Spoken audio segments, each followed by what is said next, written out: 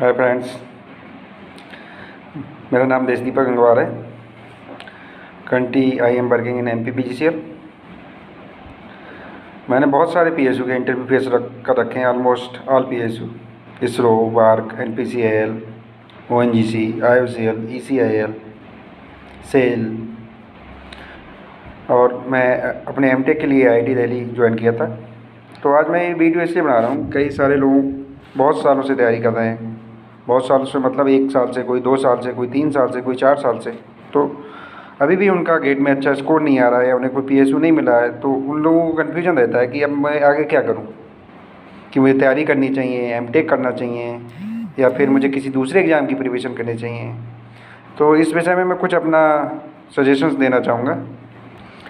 मैं कहूँगा जो लोग 1 साल से तैयारी कर रहे हैं और उनका परफॉर्मेंस इस बार ज़्यादा अच्छा नहीं है, अराउंड उनके 60 मार्क्स हैं गेट में, तो उन्हें एक बार और मौका देना चाहिए खुद को, क्योंकि 60 मार्क्स अच्छे मार्क्स हैं गेट में। आपने मेहनत की है, कहीं आपकी मिस्टेक्स होंगी, उन मिस्टेक्स को आप दूर कीजिए, ज़्यादा से ज़्यादा क्वेश्चन लगाइए, टेस्ट सीरीज ज्वाइन कीजिए, देखिए मिस्टेक क्या हुई हैं, फिर नोट्स में देखिए क्या आप मिस कर रहे हैं, तो आप अपनी गलतियों को इम्प्रूव कर सकते हैं और आप अराउंड 75+ स्कोर करेंगे तो आपके PSU में जाने के चांस बढ़ जाएंगे।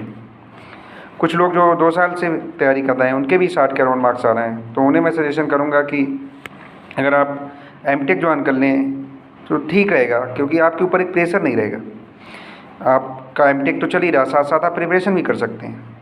अगर आपको किसी टॉप NIT में पहुंच जाते हैं तो वहाँ प्लेसमेंट भी अच्छे हैं, तो आप प्लेसमेंट पे फोकस कर सकते हैं। अगर आप तैयारी करना नहीं चाह रहे हैं, आप तैयारी करना चाह रहे हैं, तो आप तैयारी भी कर सकते हैं, और इससे आपके फैमिली पे भी प्रेशर नहीं रहेगा, आप पे भी प्रेशर कम रहेगा, और जब प्रेशर कम होता है तो तैयारी अच्छी होती है, ऐसा मेरा मानना है। और जो लोग 3 साल हो गई उन्हें तैयारी करते हैं, उनकी भी परफॉर्मेंस अभी भी 60 है, तो मैं सजेस्ट करूँगा कि वो तो डेफिनेटली MTech ज्वाइन कर लें, क्योंकि या तो फिर किसी दूसरे एग्ज़ाम की तैयारी करने लगे। आप 3 साल किसी एक एग्ज़ाम के लिए लगातार देना बहुत बहुत बड़ा समय होता है। या तो आप में कहीं ना कहीं आप मिस्टेक कर ही रहे हैं, या आपका इंटरेस्ट नहीं दिख रहा है इसके लिए। आप अगर अपने 3 साल लगातार दे दिए किसी एक एग्ज़ाम के लिए, अगर आप 2 साल हो गए आपको तैयारी करते हुए और आपका स्कोर 75 के अराउंड है, तो इतने में PSU मिलना मुश्किल रहता है आज के समय में, मैकेनिकल में खासकर। तो आप MTech IIT के चूज कर सकते हैं। IIT में बहुत अच्छे प्लेसमेंट रहते हैं, आजकल इंटरडिसिप्लिनरी ब्रांच में भी बहुत अच्छे स्कोप हैं।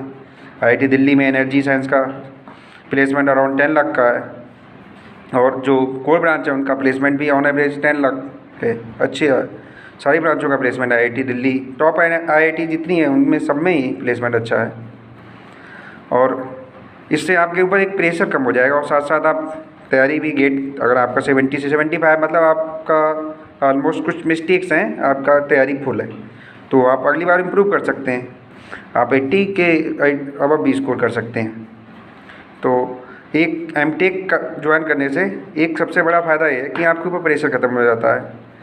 आपका कुछ MTech चल रहा है, मतलब आप आगे बेकार नहीं जाएगा, खाली नहीं जाएगा 1 साल आपका। अगर आप तैयारी कर रहे हैं तो आपको 1 साल आपको प्रेशर बढ़ता जाता है, जैसे जैसे टाइम बीतता है।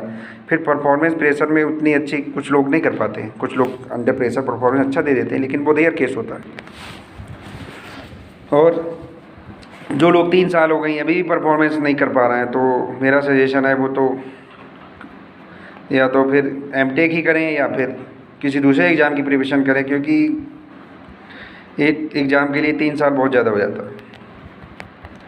बाकी अगर MTech के बारे में सारी अभी IITs के फॉर्म आ चुके हैं, पोस्ट सब ने डेटें अपनी एक्सटेंड कर दी हैं, फॉर्म भरे जा रहे हैं अभी भी IITs के, तो आप फॉर्म भर सकते हैं, अभी भी टाइम है आपके पास।